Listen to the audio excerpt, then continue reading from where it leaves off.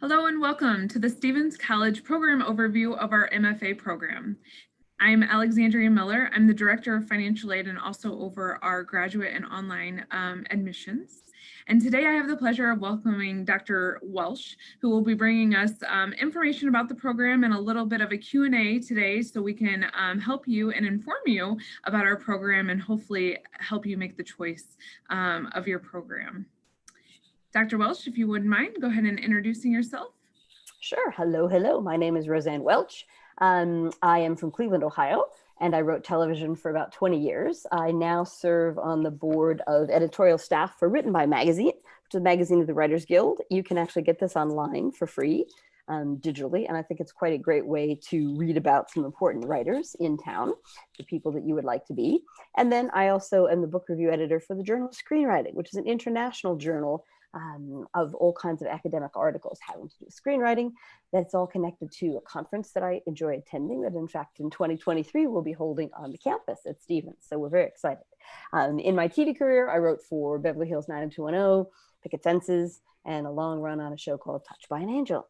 So I've been experienced in 1-hour dramas and pitched a lot of films. And so I'm very interested in helping other people move forward in their career. Awesome. I didn't know about that hosting on campus. That'll be great. I'm so excited. Yeah. So we're going to move into a little bit of a Q&A about our program. The first question is, since this is a low residency MFA, what does that mean? It means that people who have real jobs or big jobs out in the world who can't move to Los Angeles for 2 whole years to get a master's degree with people who are actively writing in the business, they can't do that. So in low residency, they will come to LA for 10 days, twice a year, in August and in January, and they will stay at the Beverly Garland Hotel, and we will then have classes on the Jim Henson Studios lot. It's a beautiful place in La Brea. It was originally Charlie Chaplin's lot in 1918, and then it was a host to A&M Records, and then it became the Jim Henson Studios. So we hold classes there, and the classes involve bringing in writers from town who will talk about their careers. They'll do craft lectures. Then we'll also have people do workshops of writing. We will tour around town. We usually go to one of the studios for a tour, and then we'll go to the archives of the Motion Picture Academy and also the Writers Guild. We also hold panels at the Writers Guild, which is a fun event where we bring in a lot of students and a lot of alumni from around the city. And we, again, invite writers from shows that you know. We're doing one this particular go round that has people from Grey's Anatomy and SEAL Team. So we're very excited about having people in town, but that means the rest of the year, you do your other 3 courses each semester from the comfort of your own home. Great. So, what does a typical semester look like for this program? Well, again, you get 3 units for the 10-day workshop that you do in LA, and then that's done, right, when you go home. Then the other 3 classes, 3 units apiece, you do 1 class, which is screenplay writing, and that takes the whole year. In the fall semester, you're going to write the outline in the first act, and in the second semester, you're going to write the rest of the film and then rewrite it. So at the end of the year, you'll have 1 full film done under mentorship of a working writer. You'll have a TV class, which in the fall will be a spec script based on a show that already exists, which you can use, 1, to warm up your TV writing skills, and 2, because all the fellowships in town require a spec from an existing show. And then in spring, you write a pilot that's your own idea from scratch, which of course is also something that an agent would want in your portfolio. And then your 3rd class every semester is the one that I teach, which is the history of screenwriting. And the story behind that is that I've taken a lot of different film history courses. I've been involved in studying many of them. And I realized they tend to become history of directors, which means it's a history of great men. And that is not what I would like to teach. I would like to teach about women. And there were many, many women screenwriters across the years. So we start the first semester in the silent film era when there were more women writing screenplays than there were men. And then we move through until we get to the modern day. And then people are very excited to study the very people that they're going to see their films live right now. So it's 3 classes, 3 units apiece each semester. Great. How large are our cohorts each semester or each entering cohort? We look for anywhere from 20 to 24. Right now, we have about 18 in one class and 23 in the other. And so that's about where we want to be. We don't want it to be too big. Now, of course, that's the whole cohort, right? So online, you'd be taking the history class all as a group, but that involves reading and watching films at home and then writing about them. The writing classes that you'll be in are all broken up. So you generally won't have more than 5 or 6 people. And often when you get into your second year and you have a very specific type of screenplay you want to write, you might have one mentor. It'll be a one-on-one situation. So it all depends on what your goals are in the program. And what would you say the composition of the cohorts are usually of? Well, because we come from Stephens College, which as undergrad is an all-female university, of course, we deal with a lot of women, and that's exciting to me to bring more female voices and female-focused stories into the mainstream. And I say mainstream media now because it's not just Hollywood, it's not just films and television. We're talking about people who are doing YouTube channels and podcasts. We're talking about video games, which are a whole new world of writing that have finally figured out they should address women because half the world who want to play are women.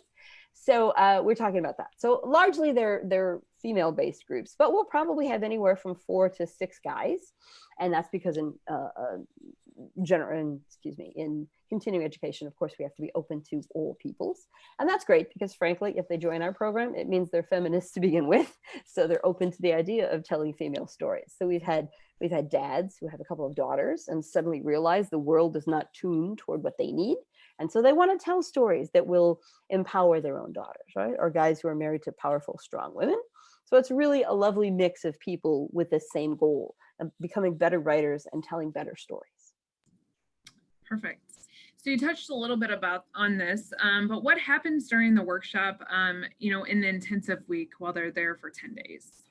As I said, we travel to several different places, which is always fun. And then on the ground, we do a variety of things. We're very excited when we bring in people. For instance, in our current upcoming workshop, we're bringing in Ellen Heinberg, who wrote the Wonder Woman film and has worked in what we call Shondaland, or the Shonda Rhimes series of shows. And he's in London right now working on a new show called Sandman with Neil Gaiman, who's a writer of great renown. And we're also bringing in Kemp Powers, who wrote the Pixar film Soul, which will open this Christmas. Last go round, we had the women who wrote Mulan with us, as well as Jane Anderson, who wrote The Wife. We've had Winnie Holtzman in before. She wrote both My So-Called Life, which is one of the most missed shows that was canceled its first season. And of course, she wrote the Broadway show Wicked. So we try to bring in as many female and underrepresented voices among the writers who are working so that we can see the world that we want to be. So do you help our students find internships or, kind of connect them with the world that they would be in after graduation? We, of course, have an internship credit, as all colleges do, because many places require that you be given college credit for doing an internship. So people have worked out their own. We've had people who've worked in video game companies. We've had people who work at production companies. We're just now putting together a relationship with the AFI, and they're doing a lot of work preserving the credits of films written by women in the past. And we have 3 or 4 students who are funneling into that particular internship. And then we're working with a couple of the other museums and archives around town who are also looking for students who can do work with them on female-based things. The Arch Museum, which is in Griffith Park, is doing a program on women in the archives. And so we're getting involved in that right now. So I'm excited about those opportunities because, of course, that's how you meet more people, right? And that's how you move forward in any business. Because one of the things that I think is interesting about our students is it's a nice balance of people who are testing the waters about wanting to move to Los Angeles and become writers, and people who are already academics. They're teaching at a university somewhere, but they're doing it based on their background, having done some filming. They don't have a higher degree, and so they can't move up in academia. They can't become department chairs or deans. So they want this experience, this terminal degree, so they can do that. So it's a nice blend of people interested in both aspects of studying screenwriting. So if there wasn't, a Q&A today and you had a prospective student in front of you, what would you want them to know about our program that wasn't already talked about? I'd want them to know that we are very focused on moving forward more women and underrepresented voices in this business, that we like to study the people who came before us for the purpose, one, of finding these many marvelous ideas that can become modern day movies again, but also because a lot of times what we find still is this old idea that, can we trust $1 million on a woman to make this film? Well, they have done it in the past. And if you know that, you can sort of counter that argument and say, well, here are all the people who've done that. So let's move on and talk about the actual story idea. So I think people need to understand they're not alone. And speaking of that, we also try hard to, let our cohorts become a good group of friends. I like to tell people that you might not get Steven Spielberg to give you a hand up because he's busy with his own world. But he started with all his buddies, George Lucas and Martin Scorsese. They were all students and friends with no real credits. And then slowly they built together. So we do rise as a group. And I think that's an important thing for people to think about. That's great. Thank you so much for your time today. We appreciate you. And we look forward to catching up soon, hopefully. Great. I welcome any more questions and I hope everybody has a good day.